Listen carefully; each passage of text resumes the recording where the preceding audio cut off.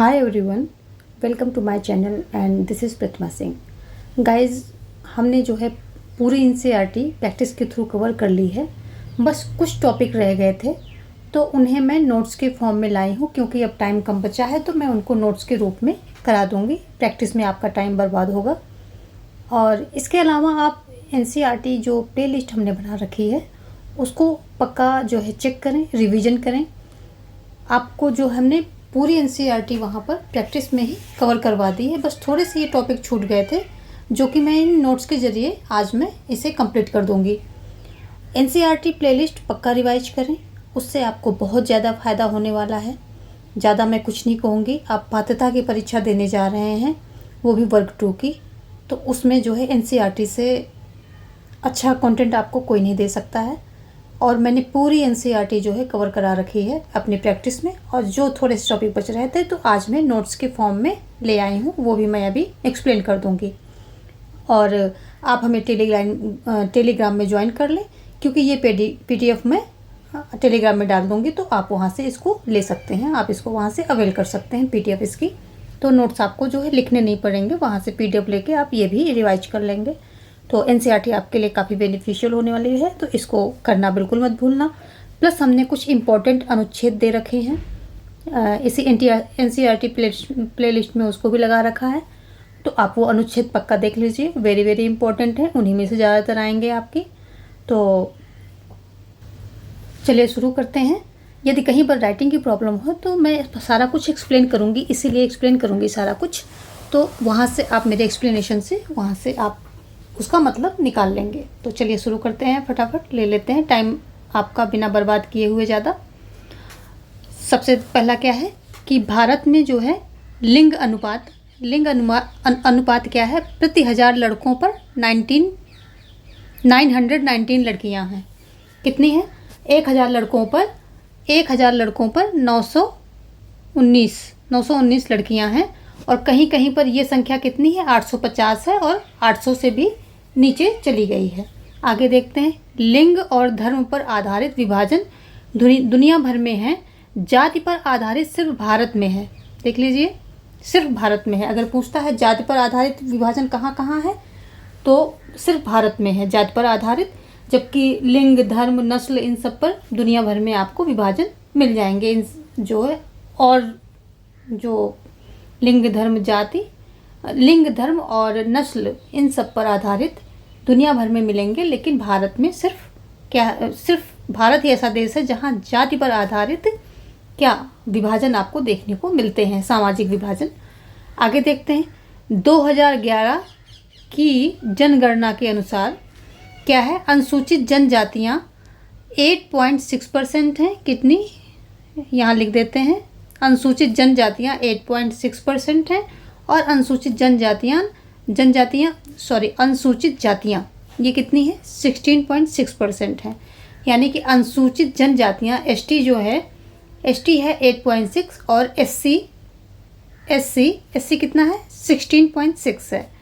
आगे देखते हैं। राष्ट्रीय नमूना सर्वेक्षण 2004-5, इसके अनुसार क्या है? अन्य पिछड़ी जातियां, क्योंकि पिछड़ी जातियों की जनगणना में पिछड़ी जातियों की जो है काउंटिंग नहीं की जाती। ये भी एक ध्यान देने वाली बात है। क्वेश्चन यहाँ से पुटअप हो सकता है कि कौन सी जाति की जो है जनगणना में गिनती नहीं की होती है, तो जो अन्य पिछड़ी जातियाँ हैं इनकी गिनती नहीं होती है। और लेकिन जो सर्वेक्षण हुआ था 2004-5 का नमूना टाइप सर्वेक्षण होते हैं, जो कि कुछ क्षेत्रों में अप्लाई किए जाते हैं, तो उसे नमूना सर्वेक्षण बोलते हैं। तो लगभग ये कितने 41% अन्य पिछड़ी जातियाँ कितनी हैं? हमारे भारत की आबादी में 41% अन्य पिछड़ी जातियों का रेशियो है। अगर हम 2011 की जनगणना देखें तो हिंदू कितना है? हिंदू है 79%। कुछ मुझे लग रहा है यहाँ पीडीएफ ये ब्लर हो गई है, तो हम लिख देते हैं हिंदू 79% है। जबकि मुसलमान कितना है? 14.2 है। ईसाई कितना है? 2.3 है। सिख कितना है? 1.7 है। और अन्य कितने हैं? अन्य में सारे ये बौद्ध और ये सारे चीज़ें आ जाते हैं, जैन, तो ये जातियाँ आ जाती हैं। तो ये टोटल मिला करके किसी का 0.3 है, किसी का 0.4 है, ऐसे करके ये सब हैं। तो इतना डेप्थ में जाने की ज़रूरत नहीं, ये 2% है। अन्य कितनी 2% है। सिख जो है, सिख कितना है 1.7 और ईसाई 2.3, मुसलमान 14.2, हिंदू 79.8 और एक नमूना सर्वेक्षण के अकॉर्डिंग जो है 41% अन्य पिछड़ी जातियां हैं। जो राष्ट्रीय नमूना सर्वेक्षण हुआ था ये 2004 और 2005 में हुआ था।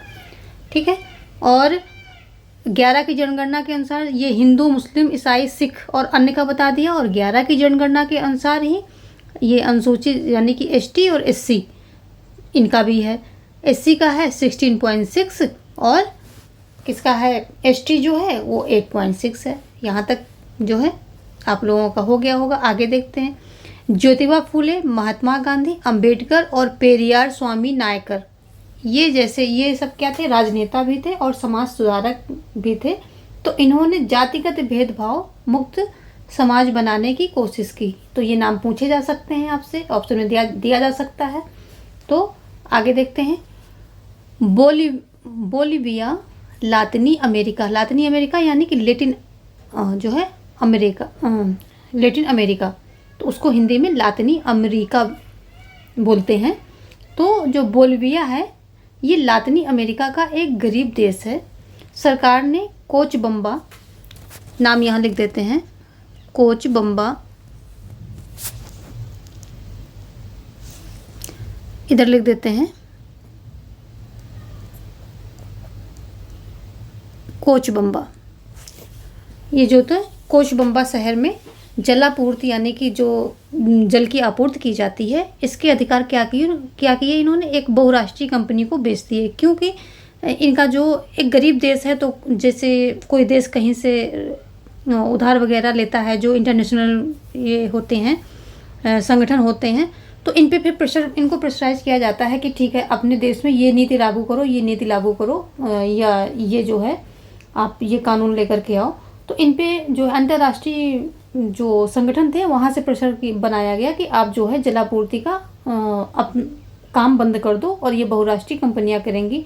तो इन्होंने प्रेशर में आकर के जलापूर्ति का अधिकार किसको दे दिया, बहुराष्ट्रीय कंपनी को दे दिया, बेच दिया।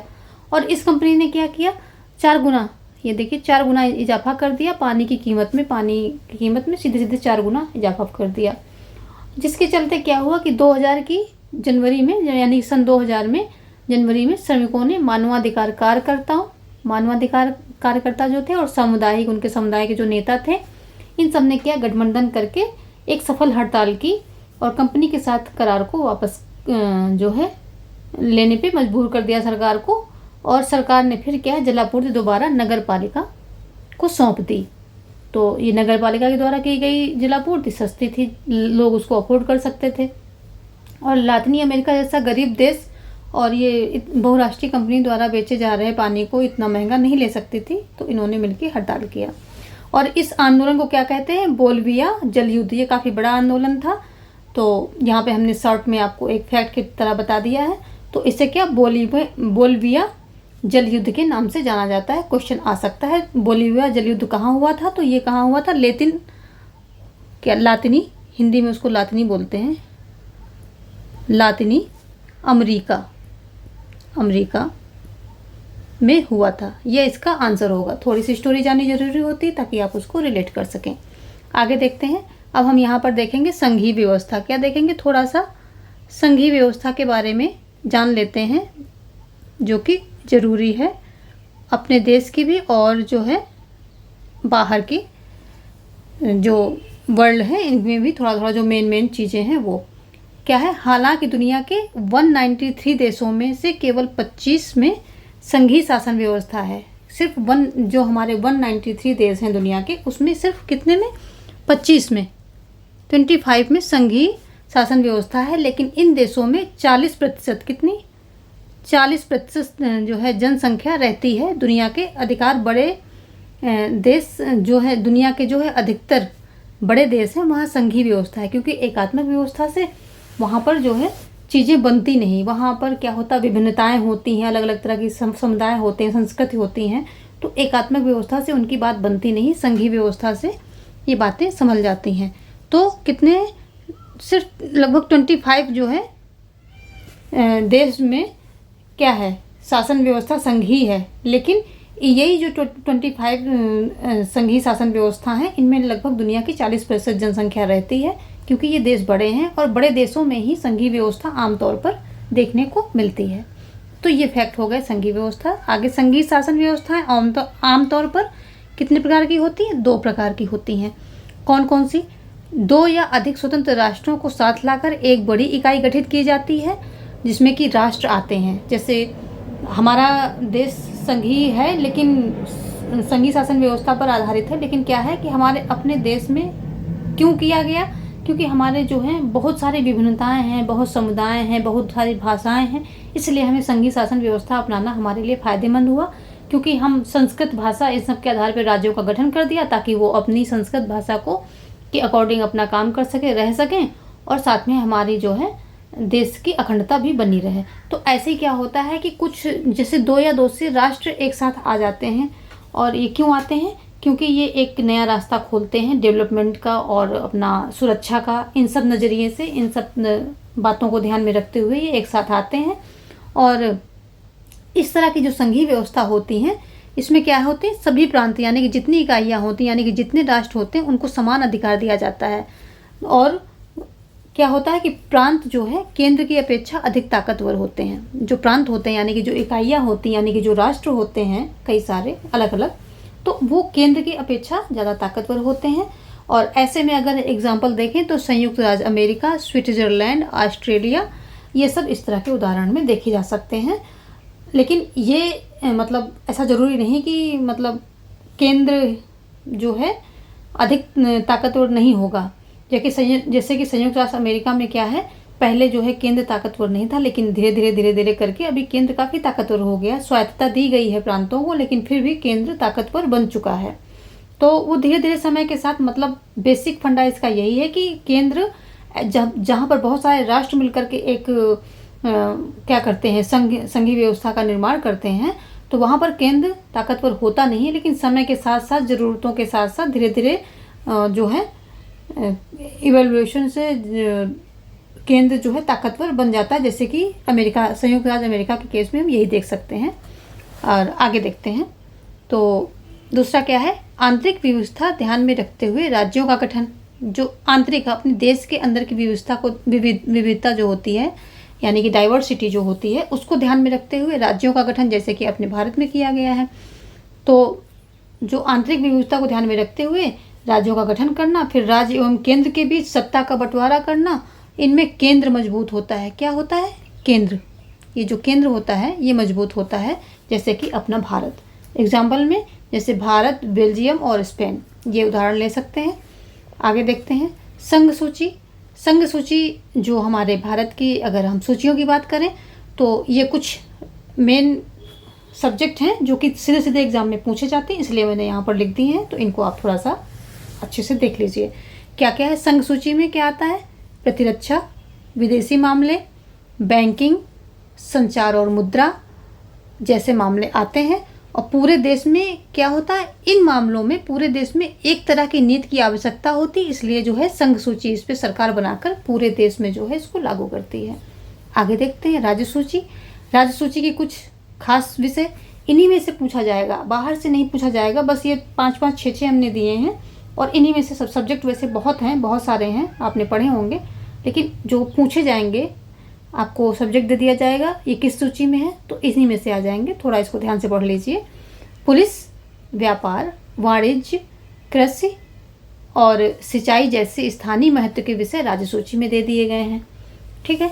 अब समवर्ती सूची में क्या दिया गया है, तो शिक्षा, वन, मजदूर और मजदूर संघ यानी कि जो ये मजदूर संगठन वगैरह बनाते हैं, और विवाह, गोद लेना यानी कि जैसे अडॉप्शन का मामला होता है, और उत्तराधिकार, ये सारी चीज़ें क्या होती समवर्ती सूची में डाली गई हैं। इसमें साझी दिलचस्पी दोनों दिखाते हैं, दोनों कानून बना सकते हैं, लेकिन यदि कानून दोनों ने बना लिया, एक ही विषय पर दोनों कानून बन गया, तो केंद्र का जो है कानून मान्य होता। कुछ एक्सेप्शन होते हैं कि कभी राज्य और केंद्र दोनों एक ही विषय पर कानून बना ले और राज्य को उसको राष्ट्रपति के द्वारा स्वीकृत मिल जाए, तो उस जब अगर राष्ट्रपति की स्वीकृति राज्य को मिल चुकी है उसी कानून के लिए और केंद्र ने भी उसी पे कानून बनाया है, तो वहाँ पर राज्य का कानून जो है लागू होगा। ये एक्सेप्शन एक है, अदरवाइज केंद्र का ही मान्य होता है अगर समवर्ती सूची पर केंद्र और राज्य दोनों ने अधिक कानून बना लिया है तो। आ गई बात समझ में?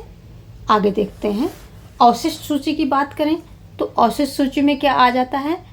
अवशिष्ट सूची आपको पता है ये केंद्र के पास होती है और जो सब्जेक्ट के तीनों सूचियों में नहीं है वो अवशिष्ट सूची में आ जाते हैं, और जो नए आने वाले सब्जेक्ट हैं तो वो भी अवशिष्ट सूची में डाले जा सकते हैं। अगर वो राज्य और संघ इन सब चीज़ों से रिलेट नहीं कर रहे हैं तो उनको अवशिष्ट सूची में रखा जाता है। तो वो कौन से हैं? तो जैसे कंप्यूटर, सॉफ्टवेयर, ये सब स्वतंत्रता के बाद जो हैं ज़्यादा अस्तित्व में आए, पहले इतना नहीं था। और साइबर सिक्योरिटी, ये सब क्या है? अवशिष्ट, जो हमारी ये अवशिष्ट सूची है इसमें डाल दिए गए हैं क्योंकि ये नए आए हुए सब्जेक्ट हैं, ये नया इनोवेशन है ये सारी चीज़ें, तो ये अवशिष्ट सूची में डाले जा रहे हैं जो कि केंद्र के अंतर्गत आती है, केंद्र के अधिकार क्षेत्र में आती है।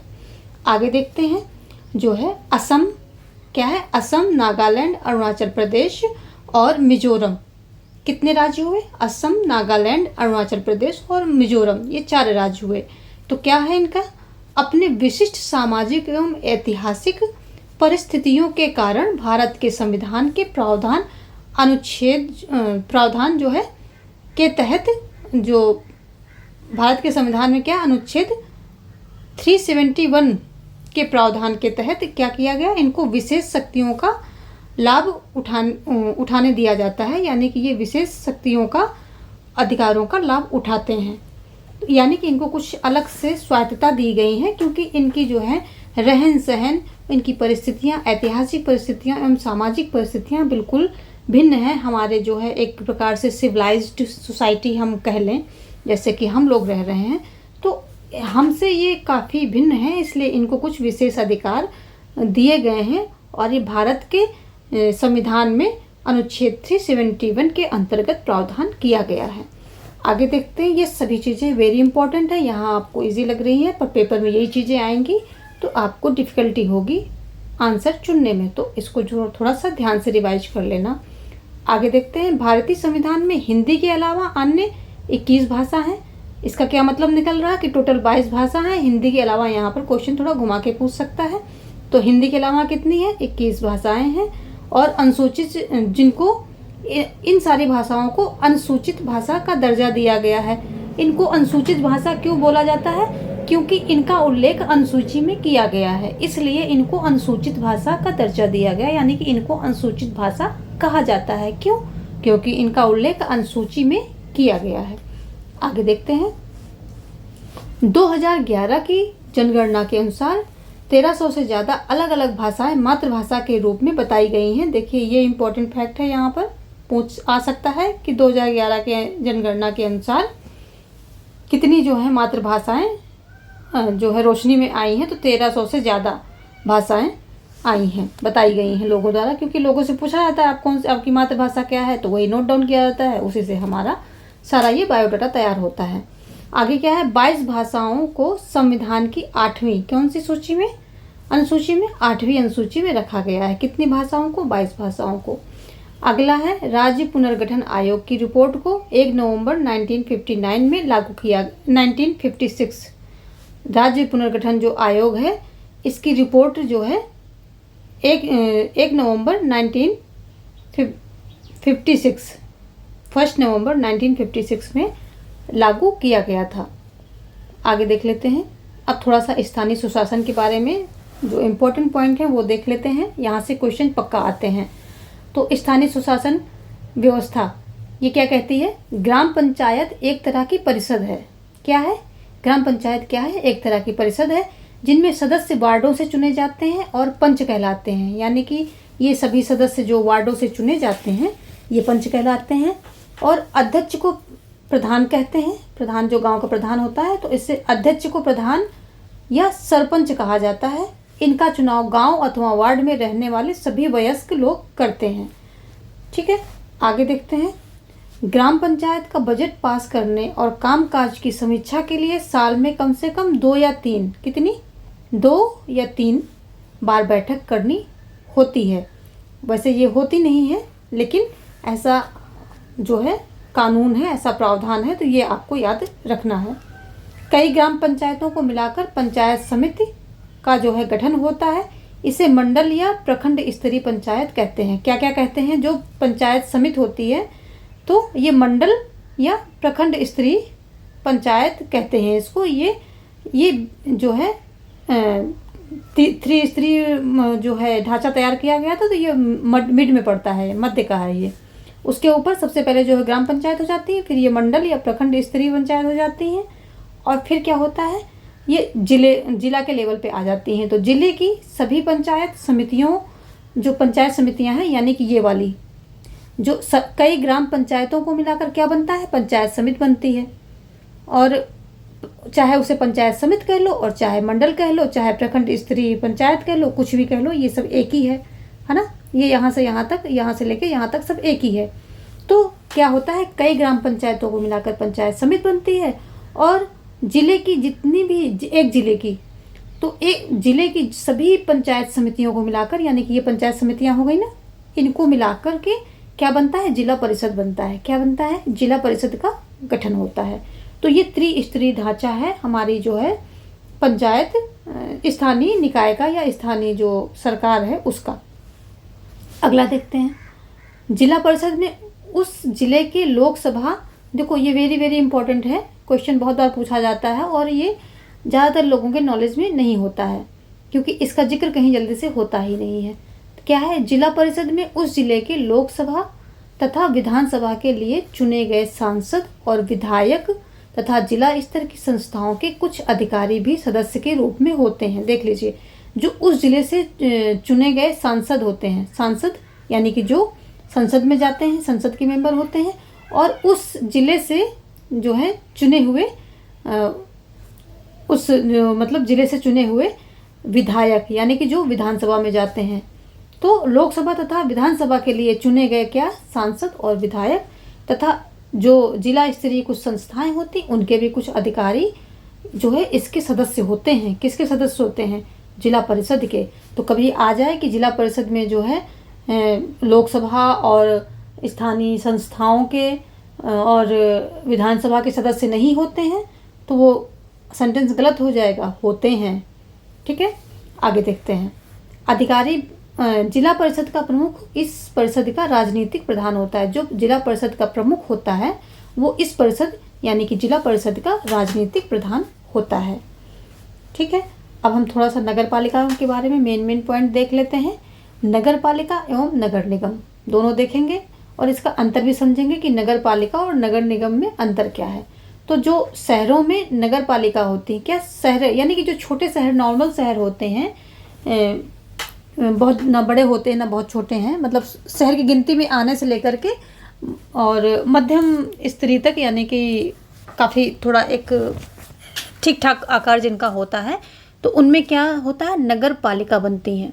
ठीक है, और बड़े शहरों में, जो बड़े बड़े शहर हैं जैसे कि मुंबई, दिल्ली और जो भी है चेन्नई, जो भी बड़े बड़े शहर हैं, तो उनमें क्या बनता है, नगर निगम बनता है। ये एक मेन डिफरेंस है नगर पालिका एवं नगर निगम में। यानी कि जो शहर थोड़ा सा ठीक ठाक होते हैं जिनका आकार, तो छोटे शहर से लेकर के और ठीक ठाक आकार तक, छोटे शहर में जैसे क्या है 400 व्यक्ति प्रति वर्ग किलोमीटर रहने चाहिए, वैसे वैसे क्या क्या जो वहाँ पर क्राइटेरिया होते हैं शहर को डिफाइन करने के लिए, शहर की श्रेणी में किसी क्षेत्र को डालने के लिए, तो वहाँ से लेकर के यानी कि छोटे शहर से लेकर के और एक अच्छे खासे आकार तक नगर पालिका होती हैं। लेकिन जो बड़ी बड़ी सिटीज़ होती हैं वहाँ पर नगर निगम का गठन होता है। नगर पालिका नगर निगम दोनों का कामकाज निर्वाचित प्रतिनिधि करते हैं। ठीक है, तो ये क्या है, जो हमारे स्थानीय ये सरकारें हैं, इन्हीं का जो है बड़ा रूप, मतलब ये शहरी जो है स्थानीय निकाय हो गए। तो इन दोनों का कामकाज को निर्वाचित जो चुने जाते हैं, इनका भी चुनाव होता है। जो शहर के लोग होते हैं, उस सिटी के क्षेत्र के लोग होते हैं, वो इनका चुनाव करते हैं। तो निर्वाचित प्रतिनिधि ही कामकाज को देखते हैं। ऐसा नहीं कि मतलब वो सदस्य हो गए लोकसभा और विधानसभा के तो वो अपना पूरा जिम्मेदारी ले लें, ऐसा नहीं है। जो निर्वाचित होते हैं वही कामकाज उन्हीं के मत्थे होता है। आगे देखते हैं, नगर पालिका का प्रमुख नगर पालिका के राजनीतिक प्रधान होते हैं। तो जो नगर पालिका का प्रमुख होता है वो नगर पालिका के राजनीतिक प्रधान होते हैं, और नगर निगम के जो प्रमुख होता है वो नगर निगम का राजनीतिक प्रधान होता है। उसे क्या कहते हैं? मेयर कहते हैं। जो नगर निगम का राजनीतिक प्रमुख होता है उसे मेयर कहते हैं। ये जो है देख लीजिए, इम्पॉर्टेंट है, पूछा जा सकता है। आगे, नगर पालिका और ग्राम पंचायतों के लिए करीब 36 लाख लोगों का चुनाव होता है। यानी कि जो दोनों ये स्थानीय हमारी लोकल गवर्नमेंट हैं, तो इनके दोनों यानी कि शहरी और ग्रामीण स्तरों पर जो पूरा सब मिला करके क्या होता है, 36 लाख नगर पालिकाओं यानी कि जो शहर और ग्राम पंचायतों यानी कि जो देहात, इन दोनों को मिला करके जो हमारी लोकल गवर्नमेंट में 36 लाख लोग चुने जाते हैं। आगे देखते हैं, ब्राज़ील के शहर में पोर्तो एलेग्रे के लोग अपने शहर का बजट तैयार करने में भागीदारी करते हैं। जो पोर्तो एलेग्रे, समझ में आ रहा है? इसको मैं थोड़ा यहीं पर थोड़ा रीराइट कर देती हूँ तो ये साफ हो जाएगा। पोर्तो एलेग्रे ये क्या है? ब्राज़ील का एक शहर है। इसमें जो है लोग, जो शहर के लोग होते हैं और देहात के लोग होते हैं, दोनों मिलकर के ये क्या करते हैं, बजट तैयार करने में इनकी भागीदारी होती है। इसको थोड़ा सुन ले, अच्छा रहेगा आपके लिए। तो ब्राज़ील के शहर पोर्तो एलेग्रे ने विकेंद्रीकरण और नागरिकों की सक्रिय भागीदारी वाले लोकतंत्र के मेल का एक विलक्षण प्रयोग किया है। इस शहर के नगर परिषद के समानांतर एक संगठन खड़ा किया है और अपने शहर के बारे में वास्तविक फैसले करने का अधिकार स्थानीय निवासियों को दिया गया है। इस शहर के करीब 13 लाख लोग अपने शहर का बजट तैयार करने में भागीदारी करते हैं। शहर को अनेक उप क्षेत्रों में बांटा गया है, लगभग वैसे ही जिन्हें हम वार्ड कहते हैं, जो हमारे यहाँ वार्ड बोले जाते हैं। हर उप क्षेत्र की अपनी अपनी बैठक होती है, यानी कि हर उप क्षेत्र की, हर क्षेत्र जो छोटे छोटे वार्ड बांटे गए हैं उनकी अपनी अपनी बैठक होती है, जिसका स्वरूप ग्राम सभा की तरह होता है। और इसमें उस इलाके के सभी नागरिक भाग ले सकते हैं, यानी कि जब उसका रूप छोटा हो जाता है तो सभी लोग उसमें भाग ले सकते हैं। बड़े रूप में हम इतने लोग एक जगह बैठे नहीं पाएंगे, तो ये सभी नागरिक जो है भाग ले सकते हैं इन मीटिंग में। फिर कुछ बैठकें पूरे शहर को प्रभावित करने वाले मुद्दों पर होती हैं।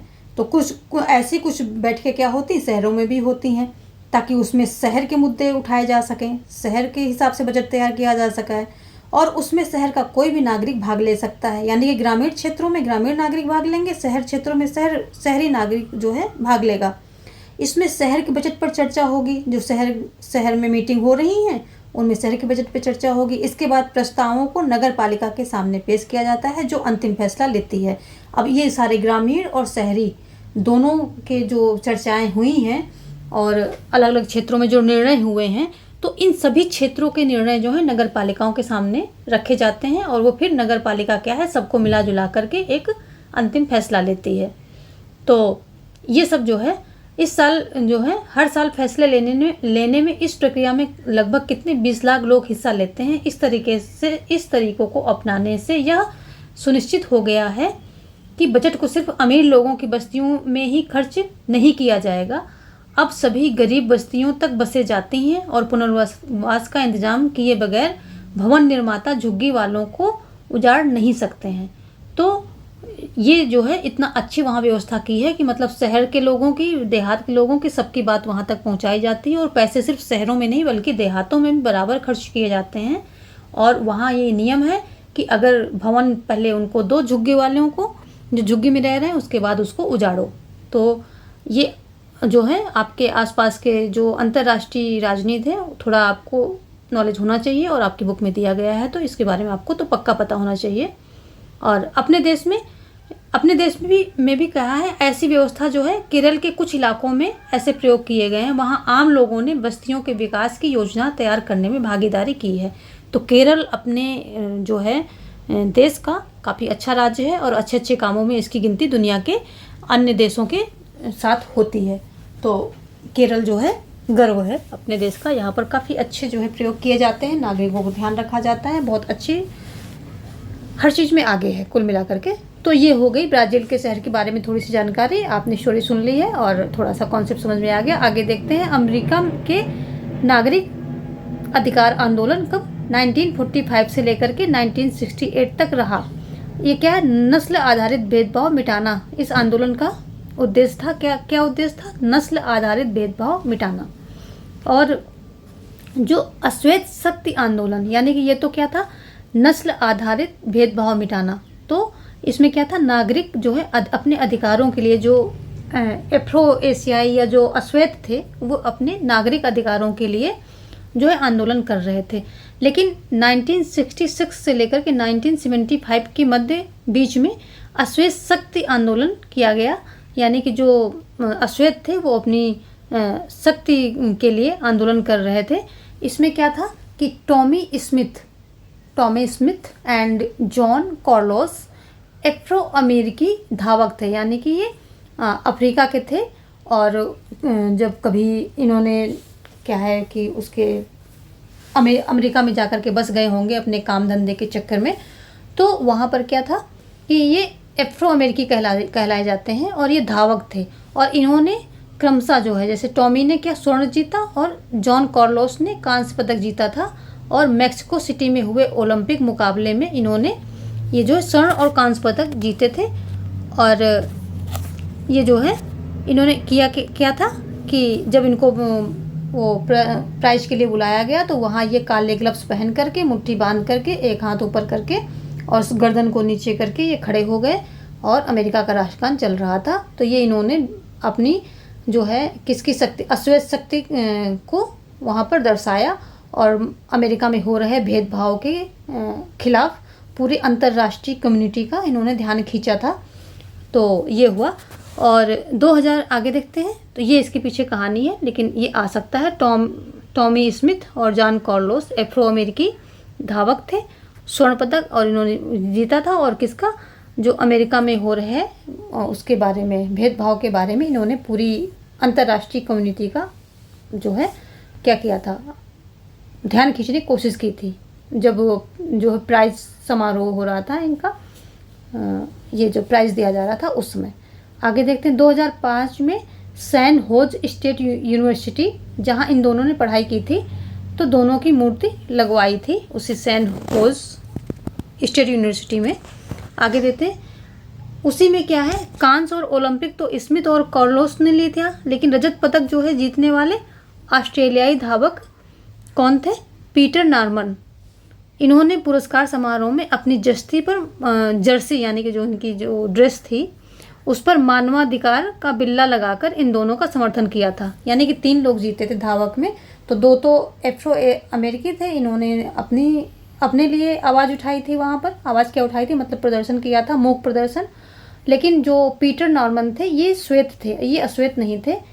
और इन्होंने रजत पदक लिया था, यानी कि बीच वाला पदक इन्होंने लिया था।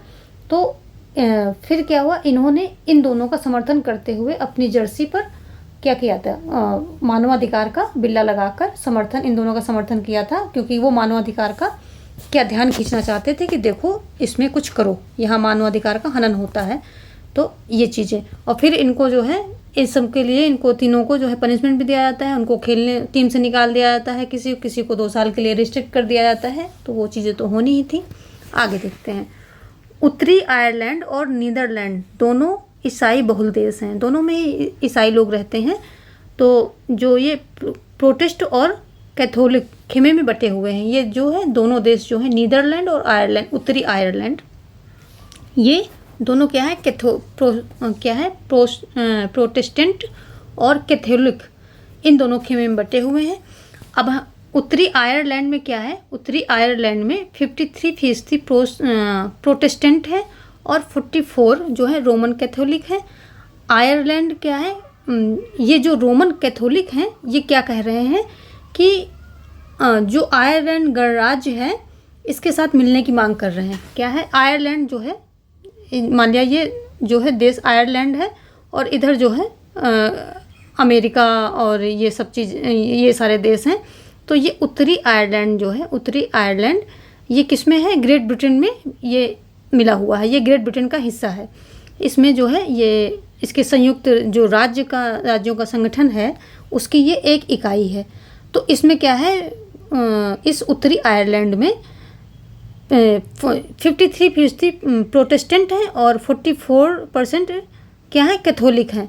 लेकिन और ये जो है ग्रेट ब्रिटेन से मिले हुए हैं, क्योंकि इसमें जो 53% प्रोटेस्टेंट हैं, तो इधर ग्रेट ब्रिटेन में ज़्यादातर कौन से ईसाई हैं, प्रोटेस्टेंट ईसाई हैं ग्रेट ब्रिटेन में। तो जो यहाँ 53 का आंकड़ा है ज़्यादा है, और इसी वजह से ये जो है ग्रेट ब्रिटेन की में अपने राज्य को मिलाए हुए हैं। जबकि जो यहाँ इधर 43 वाला आंकड़ा है, 44 वाला आंकड़ा है, ये यहाँ पर कम है, लेकिन इधर जो है बहुल, इसके कैथोलिक बहुल ये राज्य है। कौन है, जो आयरलैंड गणराज्य इसको बोलते हैं, इस पूरे को आयरलैंड गणराज्य बोलते हैं। ये क्या है, कैथोलिक बहुल क्षेत्र है। तो जो 44% यहाँ कैथोलिक बहुल रहते हैं, जो कि यहाँ पर अल्पसंख्यक हैं, लेकिन यहाँ पर बहुसंख्यक हो जाएंगे अगर ये मिल जाएगा तो ये लोग हमेशा जो है मांग उठाते रहते हैं कि जो ये आयरलैंड गणराज्य है ये इसमें आकर के मिल जाओ। जबकि जो 53% प्रोटेस्टेंट हैं, ये क्या कहते हैं कि नहीं हमें तो ग्रेट ब्रिटेन के साथ ही रहना है। क्यों रहना है, क्योंकि यहाँ पर प्रोटेस्टेंट जो है की आबादी ज़्यादा है ग्रेट ब्रिटेन का जो क्षेत्र है उसमें। तो ये सारी इसके पीछे कहानी हुई। और तो ये उत्तरी आयरलैंड में बहुत ज़्यादा घमासान मचा रहता है इन्हीं सब चीज़ों को लेकर के। जबकि नीदरलैंड में भी ये दोनों ही क्या रहते हैं, ईसाई, और दोनों तरह के ईसाई रहते हैं। लेकिन यहाँ पर क्या किया है इन्होंने, सब चीज़ों को मतलब बंटवारा कर लिया है। तो इनके यहाँ इतना ज़्यादा, थोड़ा कभी छुटपुट हो गया, लेकिन इतना ज़्यादा घमासान इनके यहाँ नहीं होता है। तो यही चीज़ है कि दो तरह के लोग रह रहे हैं दोनों देशों में, दो तरह के ईसाई, और दोनों में अलग अलग थोड़ी जो आंतरिक व्यवस्था है उनकी वो अलग अलग होने से अलग अलग रिजल्ट भी आते हैं। आगे देखते हैं थोड़ा सा कुछ और, ये फैक्ट हम थोड़े दे रहे हैं, उनके पीछे की स्टोरी बता रहे हैं। ग्रीन बेल्ट, जिसको हरित पट्टी बोलते हैं, ये मूवमेंट के अंतर्गत केन्या में, कहाँ पर, केन्या में कितने 3 करोड़ वृक्ष लगाए गए। और इसके नेता कौन थे, वांगरी मथाई। इसको मैं रीराइट कर देती हूँ ताकि ये क्लियर हो जाए। वांगरी मथाई इसके जो है नेता थे। ये बस एक फैक्ट है, इतने ध्यान रखिए आप। और आगे देखें, राजनीतिक दल के 3 प्रमुख हिस्से होते हैं। अगर हम राजनीतिक दलों की बात करें तो इनमें क्या 3 मेन तत्व क्या होते हैं, एक तो नेता होता है, दूसरा जो मेन तत्व क्या होता है, सक्रिय सदस्य होने चाहिए इसके, अकेले नेता भी क्या करेगा, तीसरा इस दल के जो है अनुयायी या समर्थक, मान लिया कि आप जैसे बीजेपी के समर्थक हैं या आप में से कोई कांग्रेस का समर्थक है तो समर्थक भी होने चाहिए। और सक्रिय सदस्य जो कि पार्टी की लिए प्रचार कर सकें, पार्टी का मतलब जो भी है उसका कार्य वगैरह में अपनी सक्रियता दिखा करके, तो सक्रिय सदस्य भी होने चाहिए। ये 3 मेन तत्व हैं, 3 मेन हिस्से हैं राजनीतिक दल के। आगे देखते हैं, भारत सरकार में चुनाव आयोग ने नाम पंजीकृत कराने वाले दलों की संख्या 750 से ज़्यादा है। अगर हम बात करें कि भारत सरकार में चुनाव आयोग में कितने जो है दलों का नाम पंजीकृत किया गया है, यानी कि उनका रजिस्ट्रेशन जिसको हम बोलते हैं वो कितने किया गया है, तो कितना है, 750 से ज़्यादा है। पंजीकृत कराने वाले दलों की संख्या 750 से ज़्यादा है। और चीन में एक दलीय व्यवस्था है, सबको पता होगा, और ये लोकतांत्रिक नहीं माना जाता। क्यों?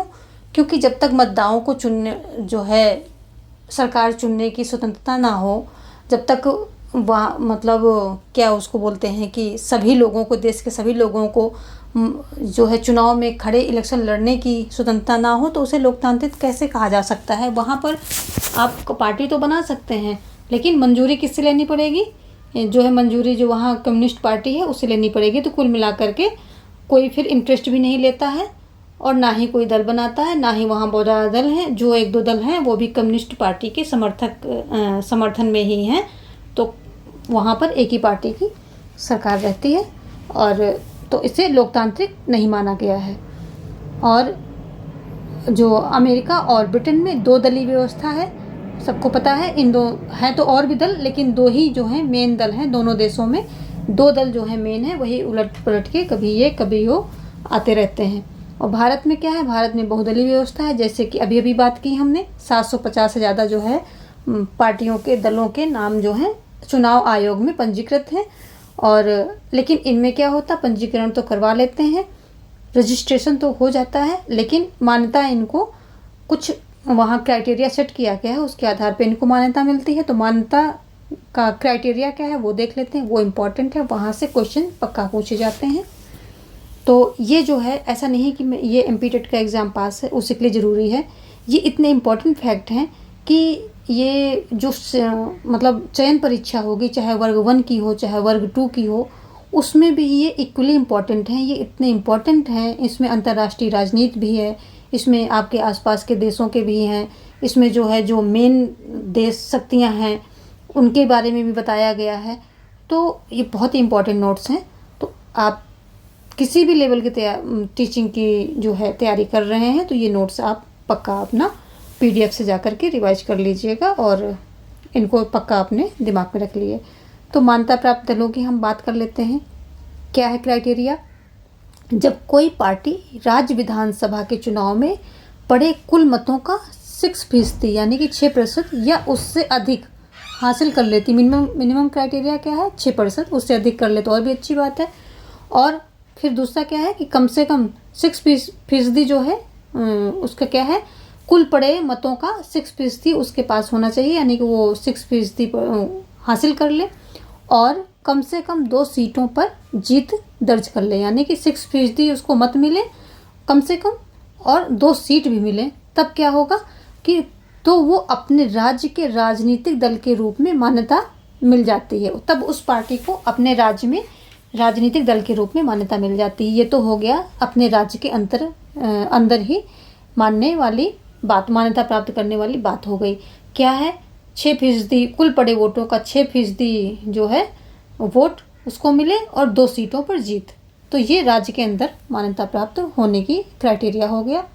अगर अगला देखते हैं, अगर कोई दल लोकसभा चुनाव में पड़े कुल वोट अथवा 4 राज्यों के विधानसभा चुनावी 4 राज्यों के विधानसभाई चुनाव में पड़े कुल वोटों का 6% हासिल करता है और लोकसभा चुनाव में कम से कम 4 सीटों पर जीत दर्ज करता है, तो उससे जो है राष्ट्रीय दल की मान्यता मिलती है। तो यहाँ पर भी वही बात आ गई कि अगर जो है राष्ट्रीय दल की मान्यता चाहिए तो लोकसभा में चुनाव में जो वोट पड़ते हैं उनका जो है पूरा कितना उसका भी जो है 6% होना चाहिए, कुल वोटों का 6% हो। और क्या होगा, अथवा राज्यों के विधानसभा सभाएं जो है चुनाव में पड़े कुल वोटों का 6% जो है हासिल होना चाहिए। जो 4 राज्यों के विधानसभा जो चुनाव होते हैं उसमें 6% उसको मिल जाए। अगला और इसके अलावा क्या होता है कि लोकसभा चुनाव में कम से कम 4 सीटें भी जीत ले, तब वो राष्ट्रीय दल की मान्यता उसको मिल जाती है। तो ये हो गई जो क्राइटेरिया, मान्यता प्राप्त करने का जो क्राइटेरिया है वो हो गया। आगे कुछ फैक्ट और हैं। 2019 में 7 दल जो है राष्ट्रीय स्तर पर मान्यता प्राप्त थे। जो अगर हम 2019 की बात करें तो कितने थे, 7 दल। ये फैक्ट है यहाँ से, 7 दल जो है राष्ट्रीय स्तर की मान्यता प्राप्त किए हुए थे। कौन कौन से थे? All India Trinamool Congress, all India, इसको देख लेते हैं फिर से, all India Trinamool Congress, all India Trinamool Congress. और ये क्या है, 1 जनवरी 1998 को ममता बनर्जी के नेतृत्व में बनी और 2016 में राष्ट्रीय दल के रूप में मान्यता प्राप्त हुई इसको। और इसका जो है प्रतीक क्या है, पुष्प और तृण मतलब वही घास फूस, तो ये पार्टी का प्रतीक है। अगले देखते हैं बहुजन समाज पार्टी। ये स्वर्गीय जो है काशीराम के नेतृत्व में 1984 में इसका गठन होता है और हाथी इसका प्रतीक है। आगे देखते हैं भारतीय जनता पार्टी, जो पुराने भारतीय जनसंघ को, जिसे श्यामा प्रसाद मुखर्जी ने 1951 में जो है गठित किया था, तो उसी जनसंघ को इन्होंने पुनर्जीवित करके 1980 में यह पार्टी बनाई। भारत की प्राचीन संस्कृति, मूल्य ये और दीनदयाल उपाध्याय के विचार, समग्र मानवतावाद एवं अंत्योदय से प्रेरणा लेकर मजबूत और आधुनिक भारत बनाने का इसका लक्ष्य है। आगे देखते हैं कम्युनिस्ट पार्टी ऑफ इंडिया, जो कि सीपीआई इसको बोलते हैं, ये 1925 में गठित मार्क्सवाद, लेनिनवाद, धर्मनिरपेक्षता और लोकतंत्र में इसकी आस्था है। आगे है कम्युनिस्ट पार्टी ऑफ इंडिया, जो मार्क्सिस्ट यानी कि सीपीआई-एम 1964 में ये स्थापित होती है। मार्क्सवाद लेनिनवाद में ये आस्था रखती है। आगे देखते हैं इंडियन नेशनल कांग्रेस, इसे आमतौर पर कांग्रेस पार्टी बोलते हैं, वही राहुल गांधी की वाली आप इसे कह सकते हैं। कहा जाता है यह दुनिया के सबसे पुराने दलों में से एक है और 1885 में गठित इस दल में कई बार विभाजन हुए और पार्टी का प्रतीक क्या है? पंजा है। अगला 7वां देखते हैं nationalist Congress party. Congress party के विभाजन के बाद 1999 में यह पार्टी बनी और प्रतीक इसका क्या है? घड़ी, टेबल वॉच, जो टेबल पे अलार्म वाली घड़ी जैसे दिखती रहती है, क्या वैसे ही एक गोल घड़ी टेबल पे रखने वाली, वो इसका प्रतीक है। आगे देखते हैं दल बदल जो क्या है। तो हम दल बदल की बात करें तो विधायिका के लिए किसी दल विशेष से निर्वाचित होने वाले प्रतिनिधि का उस दल को छोड़कर किसी अन्य दल में सम्मिलित हो जाना, यही दल बदल कहलाता है।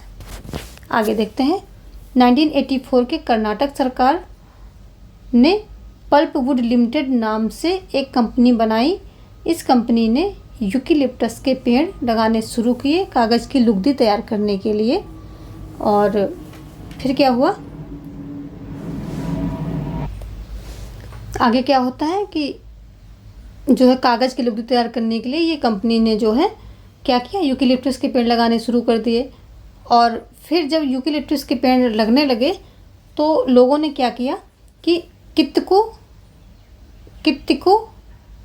हकचिको, इसका मतलब क्या होता, तोड़ो और रोपो, इस आंदोलन को शुरू किया, जिसमें कि जो यूकेलिप्टस के पेड़ उनको तोड़ देते थे, पेड़ों को तोड़ दिया जाता था और जो लोगों के फायदे वाले पेड़ पौधे थे उनको लगाया जाता था, यानी कि रोपित किया जाता था।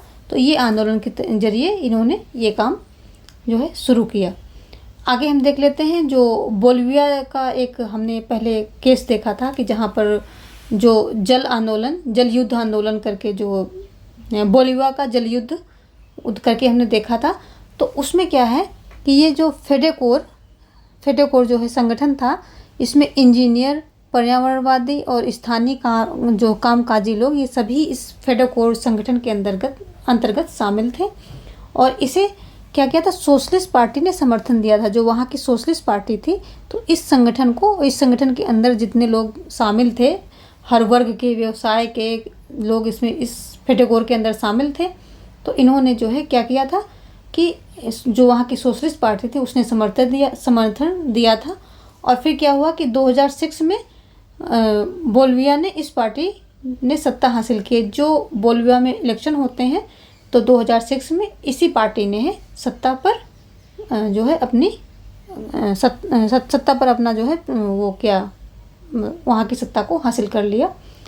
और आगे देखते हैं दबाव समूह सत्ता पर प्रत्यक्ष नियंत्रण नहीं करते। अब हम दबाव समूह देख रहे हैं, तो ये दबाव समूह की बात हो गई कि ये क्या करते हैं, सत्ता पर प्रत्यक्ष नियंत्रण नहीं करते हैं। दबाव समूह का निर्माण समान हित, आकांक्षा, उद्देश्य को प्राप्त करने के लिए होता है। यानी कि दबाव समूह कभी भी ये राजनीति के लिए जो है संघर्ष नहीं करते हैं, राजनीति के लिए जो है आंदोलन नहीं करते हैं।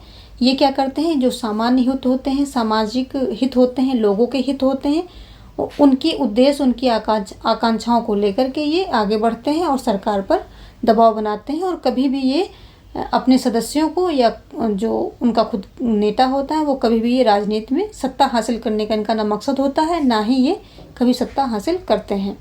ये इनका एक अलग ही काम होता है, सरकार पर प्रेशर बनाना और लोगों के हितों के लिए आवाज़ उठाना। आगे देखते हैं वर्ग विशेष के हित समूह। अब इस तरह में जो है दो तरह के समूह होते हैं, जो दबाव समूह होते हैं, दो प्रकार के होते हैं। तो एक वर्ग विशेष के हित समूह जिसमें कि एक ही वर्ग आएगा, एक मतलब पर्टिकुलर वर्ग, पर्टिकुलर जो है कम्युनिटी ऐसे आएगी, तो उसे बोलते हैं वर्ग विशेष हित समूह। जैसे कि मजदूर संगठन हो गया, व्यवसायिक संगठन हो गया, या पेशेवर हो गए, उसमें वकील आ जाएंगे, डॉक्टर आ जाएंगे, शिक्षक आ जाएंगे। ऐसे समूहों के उदाहरण आप वर्ग विशेष के हित में रख सकते हैं। जबकि जन सामान्य के हित में क्या होता है, सर्व सामान्य यानी कि पूरे समाज की जो हितों की है वो उनकी नुमाइंदगी करते हैं। कौन? जन सामान्य के हित समूह। इसका नाम ही देख लीजिए, जन सामान्य। ये पूरे मतलब समाज के लिए जो है, जो हित पूरे समाज के लिए जो हित होता है उस हित पर ये काम करते हैं। अगर हम बामसेफ की बात करें तो बामसेफ जो है क्या है, एक संगठन है जिसका पूरा फुल फॉर्म है backward and minority communities employees federation, BAMCEF. तो ये जो है एक क्या है, ये एक फेडरेशन है और इसमें क्या है, दो काम मेनता होते हैं। कौन कौन से? जातिगत भेदभाव के खिलाफ अभियान चलाती है ये, यानी कि जो जातिगत ये भेदभाव होते हैं इनके खिलाफ जो है ये आवाज़ उठाती है, अभियान चलाती है। दूसरा क्या है, इसका मुख्य सरोकार है कि जो है न्याय, पूरे समाज के लिए सामाजिक समानता हासिल करना। तो इसका दूसरा सरोकार है कि पूरे समाज में न्याय रहे, पूरे समाज को जो है सामाजिक समानता हासिल हो। ये भी इसका एक मुख्य उद्देश्य है, किसका? बामसेफ का। ऐसे सीधे सीधे जो है पूछ लेगा, कैसे? ऐसे पूछ लेगा बामसेफ या बामसेफ, इसका पूछ लेगा। ऑप्शन आपके दिए होंगे उनसे रिलेटेड और आपको टिक करना होगा। लेकिन आपने जब यहाँ पर स्टोरी सुन ली है तो आप आराम से टिक कर पाएंगे, क्योंकि वहाँ ऑप्शन दिए होते हैं, सिर्फ आपको पता होना चाहिए उसके बारे में। तो बामसेफ क्या है? Backward minority communities employees federation, backward and minorities communities employees federation BAMCEF होता है। इसके दो हैं, एक तो जातिगत भेदभाव पर ये रोक पर काम करती है, दूसरा सामाजिक समानता लाने की बात करती है, समाज में न्याय की बात करती है। दो इसके मेन काम हैं। आगे देखते हैं national alliance for people's movement, यानी कि NAPM जिसको बोलते हैं। तो विभिन्न मुद्दों पर आंदोलनकारियों का समूह इस संगठन के घटक हैं। तो जो है इसमें क्या होता है, ये कहने को तो ये क्या है, national alliance for people's movement, लेकिन इसमें क्या होता है, विभिन्न अलग अलग मुद्दों पर जो आंदोलन हो रहे होते हैं, जैसे किसी का खेती पर है, किसी का पर्यावरण पर है, किसी का किसी और पर है। तो ये सभी आंदोलनकारी अलग अलग क्षेत्रों से होते हैं, यानी अलग अलग मुद्दों से होते हैं। लेकिन क्या होता है, इस संगठन के समूह हैं, यानी कि इस संगठन में ये सारे एक छत के नीचे, एक अम्ब्रेला के नीचे ये एकत्रित होते हैं, एक हो जाते हैं। और इस जो है इनका कार्य क्या है, जो जना आंदोलन है, जो जन के आंदोलन है उनकी गतिविधियों में तालमेल बिठाना, यानी कि जो ये सभी अलग अलग क्षेत्रों में आंदोलन हो रहे हैं, तो उनकी गतिविधियों में तालमेल बिठाना, यानी कि उनको मैनेजमेंट करना, किसका काम है? National alliance for people's movement, national alliance for people's movement ये जो है क्या करती है, जितने भी आंदोलन होते हैं और उन सबको जो है क्या करती है, उन सबके बीच में तालमेल बिठाती है। अगला देखते हैं, सूचना का अधिकार 2005 में आया, काफ़ी इंपॉर्टेंट है, आपको पता होना चाहिए। वैसे तो बहुत इजी है, लेकिन जिनको नहीं पता होगा उनको पता हो जाए। आगे देखते हैं, व्यवसाय समूह अक्सर पेशेवर लॉबिस्ट नियुक्त करते हैं। जो व्यवसाय समूह होते हैं तो ये क्या करते हैं कि ये लॉबिस्ट, पेशेवर यानी कि जो प्रोफेशनल लॉबिस्ट होते हैं ना, लॉबिस्ट क्या होते हैं, सरकार पर जो है अलग कई सारे हथकंडे अपना करके सरकार पर दबाव बना करके और अपनी नीतियों को मनवा लेते हैं, तो लॉबिस्ट बोलते हैं इनको। और ये अमेरिका में बहुत इसका प्रचलन है। तो क्या करते हैं, जो व्यवसाय समूह होते हैं ये इन लॉबिस्ट का प्रयोग करते हैं। इनके पास होता है पैसा, पैसे के दम पर ये इनकी नियुक्ति करते हैं और नियुक्त करके अपना काम निकलवाते हैं। आगे देखते हैं, गुआंतानामो बे, ये क्या है, एक जेल है, खतरनाक। ये जो है एक जेल है। तो इसमें क्या हुआ था कि अमेरिकी फौज ने दुनिया भर के विभिन्न स्थानों से 600 लोगों को चुपचाप पकड़कर इस जेल में डाल दिया और कहा कि 2001 के हमलों से इनका संबंध है। तो यहाँ पर मतलब सीधे सीधे मानवाधिकारों का हनन हुआ था। और इस पर जो है एमनेस्टी इंटरनेशनल ने थोड़ा सा ये आरोप किए थे, कुछ उनको बातें भी बताई थी, कुछ निर्देश भी दिए थे, लेकिन जो है अमेरिका ने सुना नहीं था उनको। तो वो एक कहानी है, लेकिन फैक्ट यहाँ पर यह है कि एमनेस्टी इंटरनेशनल क्या है, तो ये एक अंतर्राष्ट्रीय मानवाधिकार संगठन है। तो एमनेस्टी इंटरनेशनल क्या है, एमनेस्टी इंटरनेशनल एक अंतर्राष्ट्रीय मानवाधिकार संगठन है। ये यहाँ पर आपके तो उस पर पेपर से संबंधित, एग्जाम से संबंधित एक महत्वपूर्ण पॉइंट है। आगे देखते हैं, सऊदी अरब में एक वंश का शासन चलता है। ये क्वेश्चन में आ सकता है। क्या चलता है? एक वंश का शासन चलता है और राजा या शाह को चुनने या बदलने में लोगों की कोई भूमिका नहीं होती, क्योंकि जब वंशानुगत है तो फिर उसी वंश के सब बनते रहते हैं। और वहाँ दूसरी बात क्या है, सिर्फ मुसलमान ही यहाँ के नागरिक हो सकते हैं और कोई वहाँ का नागरिक नहीं हो सकता है। और वीज़ा वूजा पर रहने के लिए थोड़ा बहुत मतलब रहने के हिसाब से रह ले, लेकिन नागरिकता उसको नहीं मिलती है। किसको? जो मुसलमान नहीं है। सिर्फ मुसलमानों को नागरिकता मिलती है। कहाँ? सऊदी अरब में। सऊदी अरब में बहुत बुरा हाल है। और क्या होता है, जो दूसरे संप्रदाय होते हैं वहाँ पर उनको सार्वजनिक यानी कि खुले रूप से बाहर, घर के बाहर धार्मिक अनुष्ठान पर रोक है और वो घर के अंदर ही अपना जो पूजा पाठ जो भी मतलब करना चाहते हैं, उनके धार्मिक अनुष्ठान है वो घर के अंदर चुपचाप कर लें। और वहाँ पर औरतों को तो वैधानिक रूप से मर्दों से कमतर दर्जा मिला हुआ है, यानी कि हमारे यहाँ कम से कम संविधान में औरतों को बराबर मिला है। सोसाइटी में अभी नहीं हुआ है, लेकिन जब क्या होता है कानून में कोई चीज़ आ जाती है तो धीरे धीरे सोसाइटी में भी आने लगती है। वहाँ तो अभी इतना पिछड़ापन है कि औरतों को वैधानिक रूप से ही मर्दों से कम माना गया है। तो कब सुधरेंगे हालात भगवान ही जाने।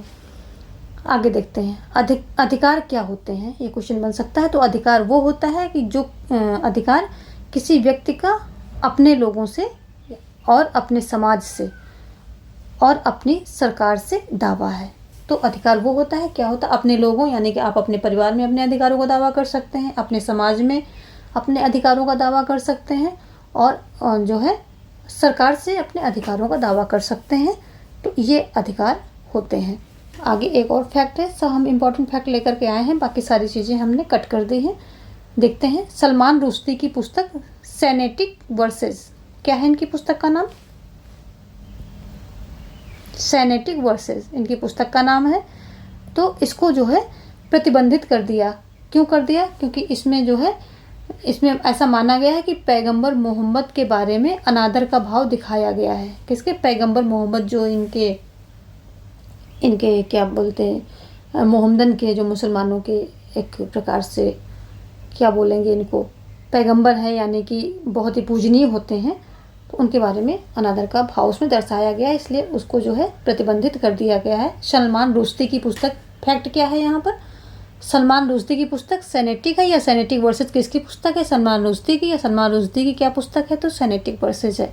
ये यहाँ से फैक्ट है। दूसरा, इसको प्रतिबंधित क्यों किया गया? तो यहाँ से पॉइंट बनेगा क्योंकि इसमें पैगंबर मोहम्मद के बारे में अनादर का भाव दिखाया गया है। 3 पॉइंट यहाँ से बनते हैं बस। आगे देखते हैं, राष्ट्रीय मानवाधिकार आयोग 1993 में गठित किया गया। ठीक है, अपने भारत में कब किया गया? 1993 में किया गया है। वेरी वेरी इंपॉर्टेंट है ये।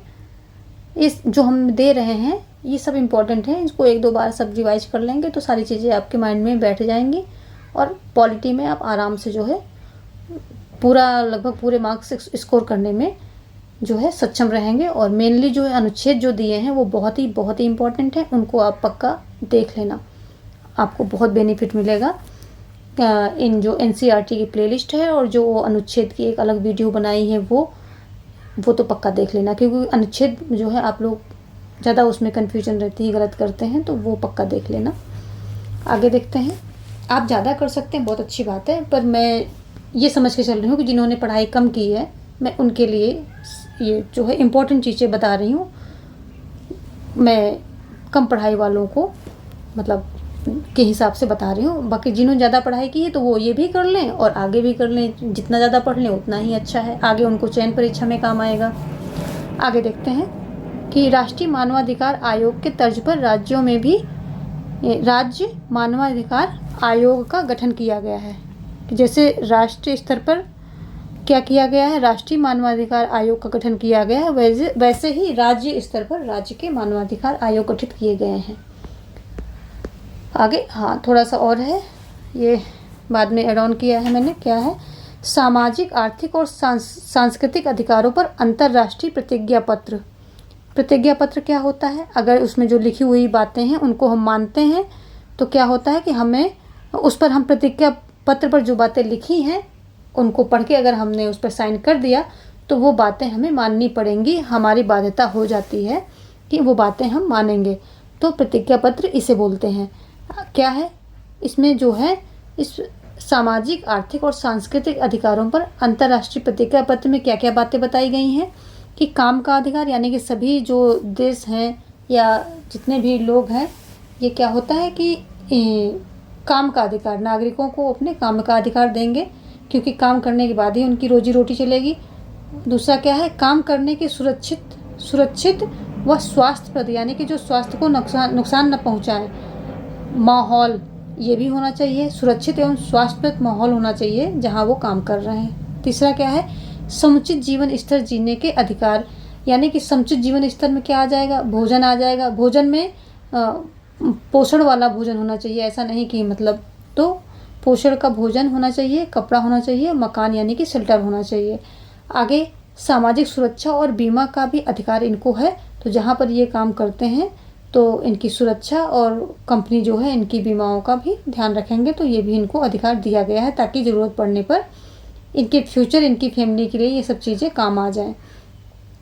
आगे देखते हैं स्वास्थ्य का अधिकार। इनको स्वास्थ्य का अधिकार है, अगर इनको कोई बीमारी होती है, कुछ होता है और इनके पास पैसे, तो इस सरकार की मतलब ये जिम्मेदारी है कि उनको जो है स्वास्थ्य सुविधाएं कम से कम खर्चे में या फ्री में प्रोवाइड कराएं, जैसा भी राज्य के पास संसाधन है वैसा। आगे क्या है, शिक्षा का अधिकार। इनको जो है शिक्षा के अधिकार के अंतर्गत मुफ्त एवं अनिवार्य शिक्षा का प्रावधान किया गया है, और इसमें जो निम्न स्तर, मध्यम स्तर और उच्च स्तरीय शिक्षा, इन सभी का प्रावधान किया गया है कि इन सभी जो है चीज़ें जो है राज्य जो है इनको प्रोवाइड कराना चाहिए, जैसे उसके पास संसाधन है। तो ये सारी बातें हो गई। तो ये कुछ इम्पॉर्टेंट पॉइंट हमारे जो बचे हुए थे, जो कि मैं प्रैक्टिस में नहीं ला पाई थी, तो अब टाइम भी नहीं बचा है प्रैक्टिस में लाने का, और आपका टाइम बर्बाद करने का मेरा कोई मकसद नहीं है। मैं सोचती हूँ कि बस आपका सिलेक्शन हो, आप यहाँ के नोट्स पढ़ करके अच्छे से आपका वो जो है क्वालिफाई करें। मेरा सिर्फ इतना ही उद्देश्य है, और उसी उद्देश्य को पूरा करने के लिए आज मैं ये सारे नोट्स लेकर के आपको एक ही वीडियो में दे दिया है। ये लगभग 1 घंटे का वीडियो बन गया है। आप इसको स्पीड में डालेंगे तो आधा घंटे में सारा देख लेंगे, और जो चीज़ें इंपॉर्टेंट हैं, जो टफ चीज़ें हैं उनको नोट डाउन कर लें, अदरवाइज एक बार में आपको सारा कॉन्सेप्ट समझ में आ जाएगा। जो टफ है तो उसको आप कहीं पर नोट डाउन कर लें, तो उसको दोबारा तिबारा देख लीजिएगा। तो मेरा उद्देश्य है कि आप सक्सेस हों और आप अच्छे से क्वालिफाई करें। इस उद्देश्य को पूरा करने के लिए मैंने प्रैक्टिस भी करवा दी है, और जो बचे हुए नोट्स आपको प्रोवाइड करा दिए हैं। मैंने अपनी रिस्पॉन्सिबिलिटी पूरी कर दी। अब आप अच्छे से पढ़ करके अच्छे से पेपर करें। Best of luck.